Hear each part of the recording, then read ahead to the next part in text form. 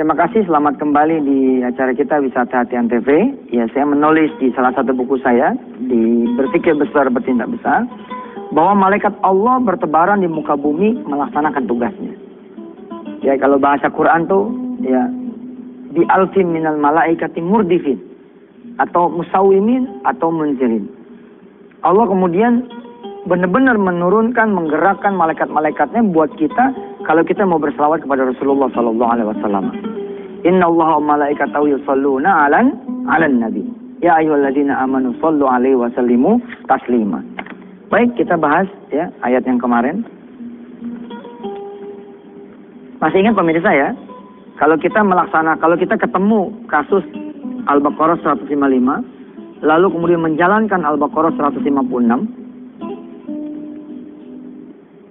tentang apa tuh Ustadz?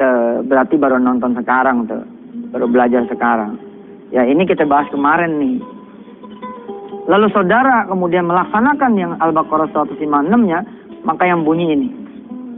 Allah akan memberikan petunjuk buat kita, dukungan buat kita, support buat kita. Ya. Kemudian menurunkan rahmat, akhirnya menurunkan petunjuk buat kita. Kesusahan manusia ini ada dua. Ada ujian, ada azab. Kapan disebut ujian? Kalau tidak ada dosa besar yang menyentuhnya. Kapan disebut azab? Kalau kemudian ada dosa besar.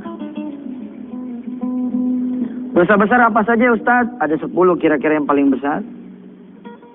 Menyekutukan Allah, the big five-nya nih. 5 besarnya adalah menyekutukan Allah,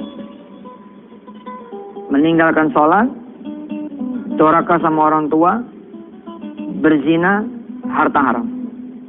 Ini kira-kira the big five-nya lah. Menyekutukan Allah, meninggalkan sholat, durhaka sama orang tua, zina, makan harta haram. 5-nya lagi apa Ustaz?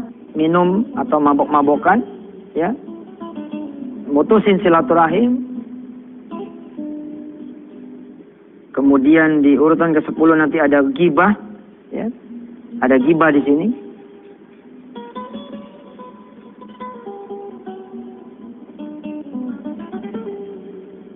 Menyekutukan Allah, meninggalkan sholat dengan sengaja, muta'ammidan, kemudian membuat orang tua kita menjadi sakit, berzina, harta haram, minum-minuman, obat-obatan, mutusin silaturahim, kikir, dan yang terakhirnya adalah ghibah.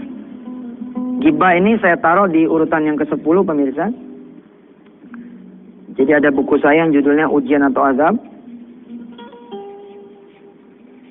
Ini terangkum di dalam kuliah Tauhid. Ghibah ini saya tempatkan di urutan ke-10. Kenapa? Karena ketika kita melaksanakan ini namanya ghibah, Masya Allah, kita tidak melakukan nih 9 dosa yang atas. Cuman yang kita omongin, melakukan 9 dosa yang atas, itu buat kita semua tuh dosanya. Makanya jangan anggap enteng tuh yang begini-gini. Situ pikir cuman ngomongin orang selesai kan. Ternyata yang situ omongin adalah pezina, pemabok, pendurhaka sama orang tua. Pahala ente lari kepada dia, dosa dia lari kepada ente, itulah ghibah. Nah, mereka-mereka yang kena azab adalah yang menyentuh ini.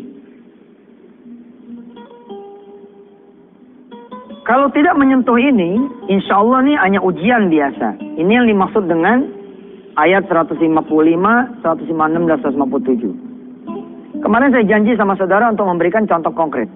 Baik, saya akan berikan.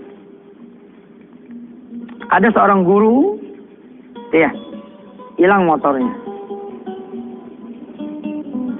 Dia nyangis, dia nyesek dadanya, dia bilang kepada Allah, ya Allah, ini ujian apa yang kau berikan kepada saya? Terus dia lakukan muhasabah. Dia liatin motornya bukan motor haram, motor halal. Dia nabung dikit-dikit sampai kemudian kebeli itu motor. Dia bukan diktator, jual diktat buat beli motor. Ya, nggak ada dia jual diktat, nggak ada. Diktator. Ini istilah kita zaman waktu masih kuliah nih.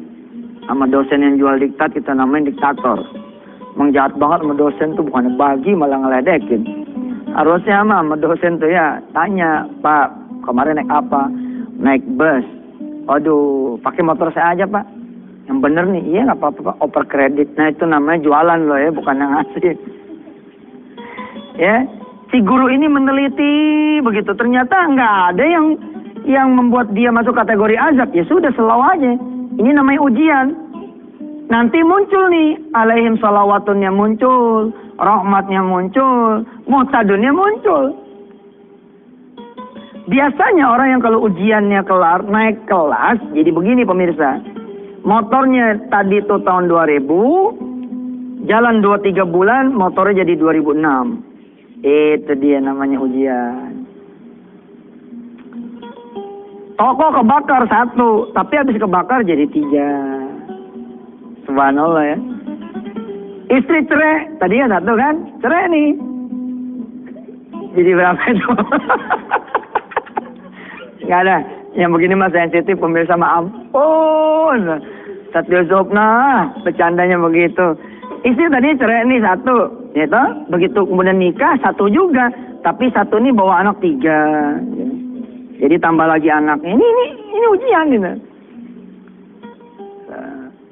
Terus kalau yang azab gimana Ustaz? Azab tuh begini, utang di tahun 95 7 juta gitu loh. Tapi di tahun 2000 17 juta.